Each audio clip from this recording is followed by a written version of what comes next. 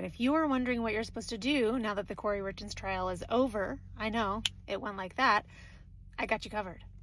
We are just 1 week into a trial taking place in Hawaii for this man right here. His name is Gerhardt Konig, and he is accused of attempted murder against his wife. That's right, she survived. We're going to get to hear from her. So here's how the story goes. We heard from the prosecution in opening arguments. Gerhardt and his wife Ariel were having marital problems because he discovered that she was exchanging flirty texts with a coworker. Now, if that extended to a full-blown physical affair or an emotional affair is unclear at this point. Regardless, they decide to work on their marriage. They go to couples counseling, and on Ariel's birthday, they take a trip to Oahu. They live in Maui, and they go up to a hike. And while they are on this hike, Ariel claims that Gerhardt tries to push her over the edge.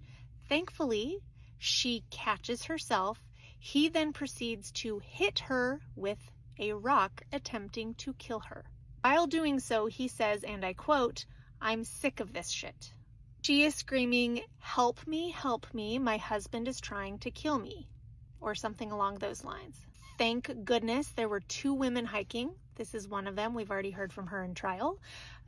And they came to the rescue. The story that we heard from him, this is Gerhardt's attorney in opening arguments, is that this was self-defense. The 2 women that happened upon them sure did see Gerhardt hitting his wife with a rock, but it was self-defense because she had started the argument. She was kicking and punching and fighting, and he was defending himself.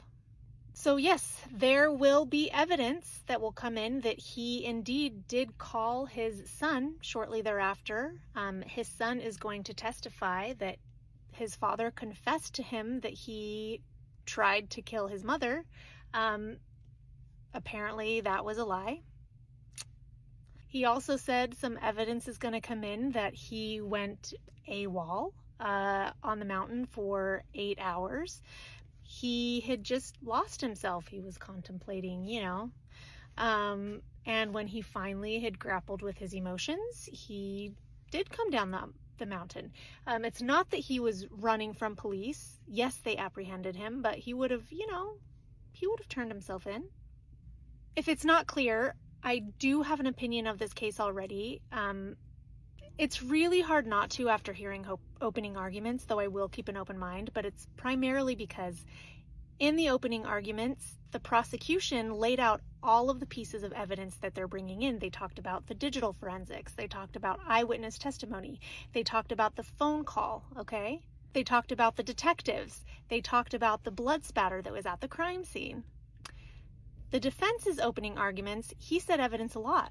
He said the evidence will prove this, the evidence will prove that. And then it became clear that when he said evidence, he was referring to the testimony that his client will give. So I guess it's up for debate if that's evidence in this context. But I will be following the trial, so if you're interested in updates, click that follow button.